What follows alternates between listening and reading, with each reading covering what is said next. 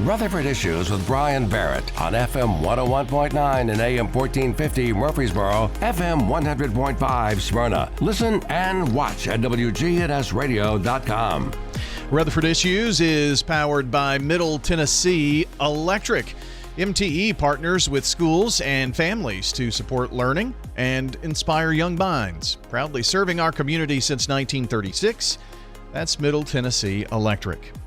Well, proudly serving our community for a long, long time as well, the Rutherford County Emergency Medical Services. Brent Carter is joining us this morning. You have any idea when EMS started? We're 53, 54.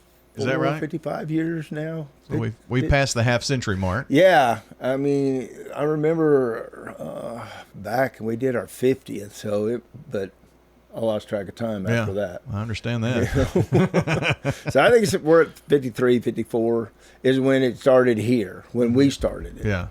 Or Mike Nunley actually started it, so. And he did that for a long, long time. Yeah, up until 4 or 5 years ago. Yeah. Yeah. So he earned his stripes, He didn't dang sure earned his stripes. Yes, sir, he did.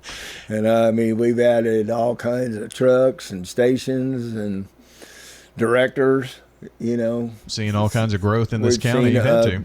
Boatload of growth, and it's still growing. Yeah. I mean, my office is out there in Rockville, and just down from the high school and elementary schools, they're building all kinds of houses up in there.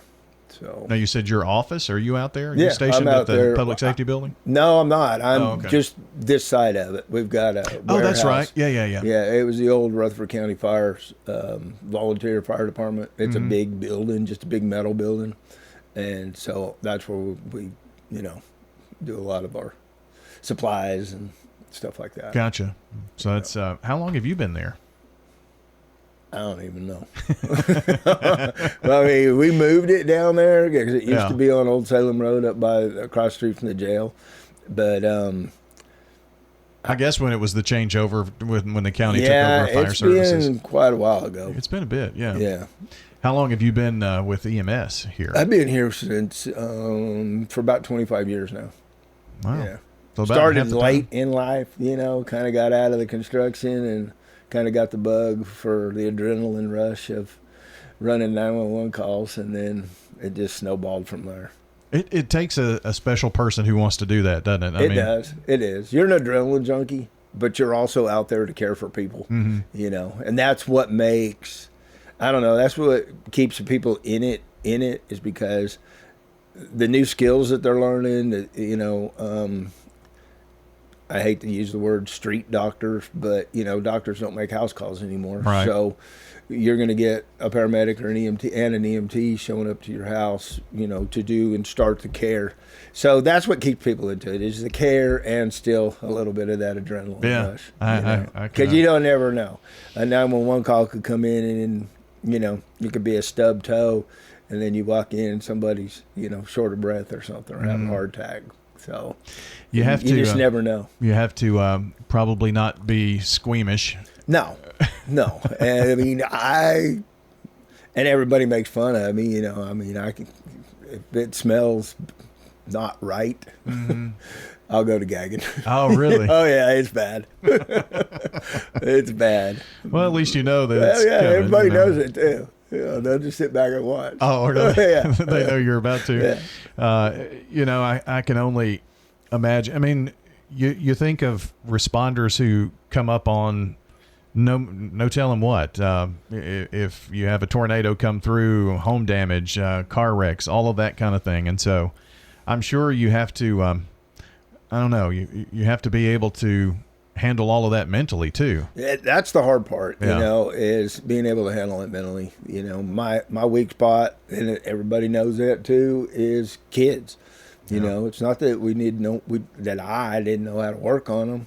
I just didn't like to, So everybody's got their little quirks of what makes them really nervous. And you don't know when that next call is. You don't have a clue. That way, you don't have a clue. I mean, you could say there's a wreck on 231, and that's all you're getting for information, is there's a wreck. And so you pull up in your ambulance and you don't know what you're going to find. Yeah. How bad it is, nothing.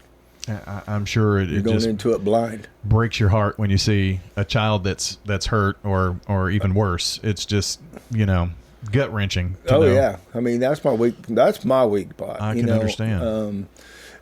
And probably most they people. Can't talk to you. Yeah. The ones that can't talk to you, those are the ones that are really hard. Yeah, and maybe they can, but you're the first person there, and they're scared and don't know, and stranger and all that kind of thing. Their parents are hurt, Yeah. or guardians, whatever, and they can't really talk to you. So you're walking into it blind.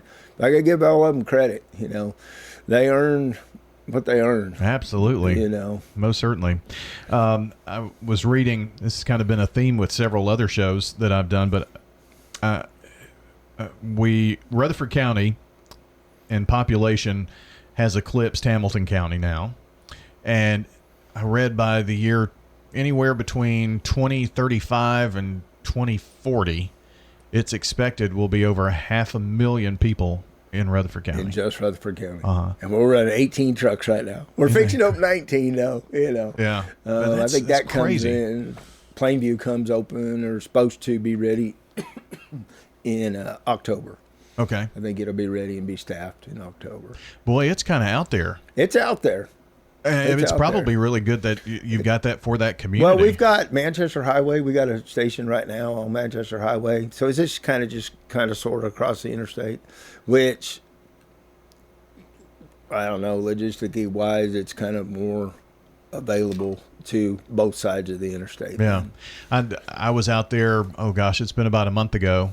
They were having some type of event that my daughter and her fiance, they do these AKC, they call it rabbit runs or something like that. Fast Cat. Yeah. And they were doing one out there. And I had never been on that road or whatever, but you could see where the Plainview School is, and it's going to be right there on that property. So I thought this is quite the rural area, but you can get pretty much anywhere you need to go pretty quickly. So and being on that end, close to the interstate or right there, next to the interstate, there's, believe it or not, from the county line to Joby Jackson, there's quite a few accidents that happen out in there. Yeah, well, I mean, you got to think from Gum and Mankinville and all those areas down there, Yep.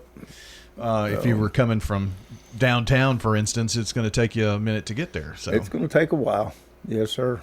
So that will be nice to have 19, and I'm sure by the time we get to, that 500,000 people mark, we're going to have a lot more than that. We're going to have a whole lot more than that. Yeah, it's going to be. And I mean, these guys are working their tails off, running about 125 calls still a month on an average, or a shift. Per shift. A 24-hour shift. Yeah. What does the month look like? You were sharing some numbers. Yeah, right now the month of April we had 4,120 calls. Yeah. In just the month of April, with an additional 380 calls for our convalescent transport trucks. So almost 5,000 calls. You're putting miles on those things, aren't you? We're putting miles on them, yeah. That and that number, I bet if you look back over the last 5 years, that number's been steadily increasing. Constantly, hasn't it? Yes, sir. I remember when I started, 70 calls at a 24-hour shift was a lot. And they're almost doubling it. And it's probably a handful then, right? Yeah. 6-7 years ago, probably when I've been off the trucks. So, yeah, in 6 or 7 years, it's almost doubled. We were talking with Murfreesboro Police on a show earlier this morning, and recruiting, that you're constantly looking for people. I'm sure that may be the same thing with paramedics and Most EMTs. of the surrounding counties have gone to that 24/72 shifts like what we do now, and they're getting harder and harder to find. People like those shifts better, I would assume. Well, right? I mean, they do because they get 3 days off. Yeah. And you run 125 calls on your shift, you're awake in that 24-hour period. You don't get much sleep, so it gets them rested up. It also gets them to clear their mind, get all back onto it, and be ready to go on that next 4th day. We've got Brent Carter with us, Rutherford County Emergency Medical Services, and coming up in not next week but the following week, the week of the 19th through the 23rd, is EMS week, isn't it? EMS week, yep. That's the week that everybody, thanks their paramedics and EMTs. throughout the country. It's all over in every state, and Rutherford County does a good job with it. We've got some things set up with the hospitals. We've, had got some donations in, and to take care of, give them a little gift and tell them thank you, kind of a pat on the back.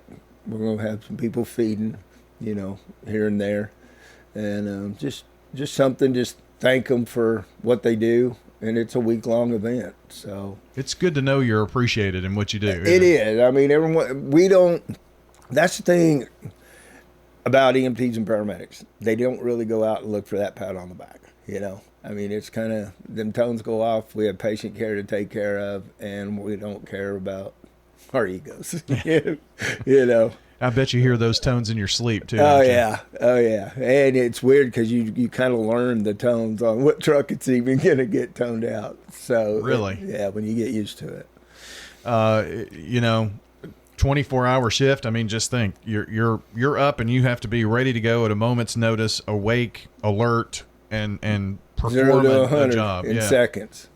Our average response time, even with just the 18 trucks we got going with that call volume, we're still at around 6 minutes. From the time you call 911 to the time we roll in your driveway. And with that many calls, when the number of trucks, you're out. I mean, it's not like you've got hours that you can go take a nap. Nope.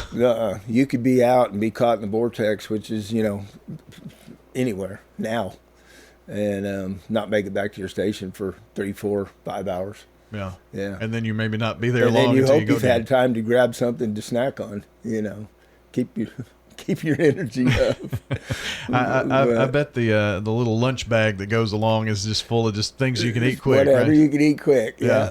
Or grab something wherever you make a stop. Most of the hospitals got like an EMS lounge, so they'll grab something, a drink, or peanut butter and crackers on their way out, and off to the next one. Yeah, man. Yeah.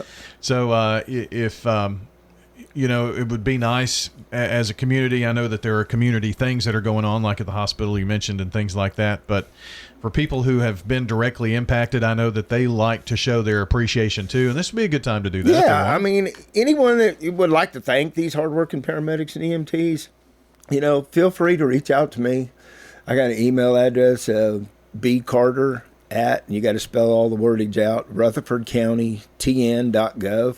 Just reach out to me if you got any, want to thank these guys in any way, shape, or form, and we'll set something up. Okay. I'd be more than glad to talk to everybody. I'll put your email address on our podcast so people, if you missed it, you can go back and check it there. And, I live, definitely within earshot of the one by Siegel. And I mean, it's sirens all the time. All the time, yeah. And they're in and out and going. And I do see when we go do some ball games at Siegel, especially softball, because you're looking right into the back. And, yep. If they have a little downtime, they may have lawn chairs and watch back there. Yep. But, or catch home runs.